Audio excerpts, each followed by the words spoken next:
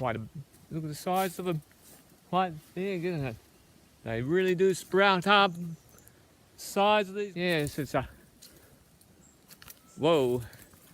You can see. I'm being engulfed, dwarfed by these. Wow.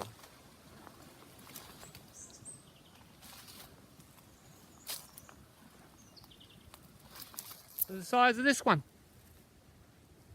Pretty big, isn't it? Very big.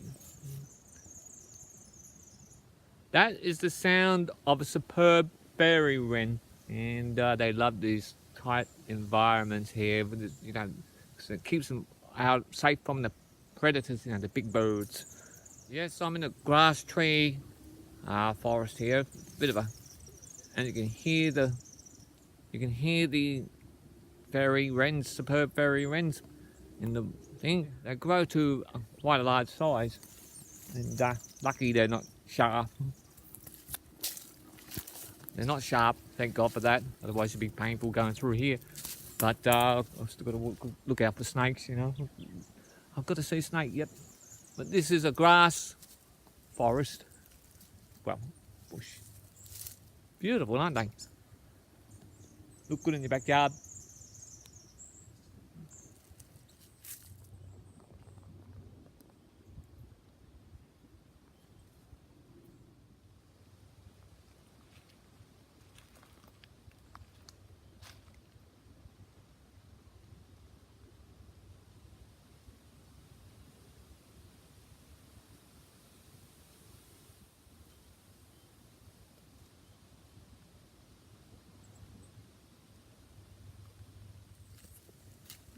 That's what I talked about, the superb fairy wren, and looks like a female, because the males have a blue, got a very bright blue chest, and they have a bright blue tail feathers. That is a female. The females are brown and a lot less colourful, but the superb fairy wrens are just unbelievable. They're just so beautiful. See how well she blended in with the tree, with the grass tree there. You couldn't see her. They adapt so well in tight shrub environments like that. It helps them protect them from the predators. That was a female superb fairy wren. Beautiful.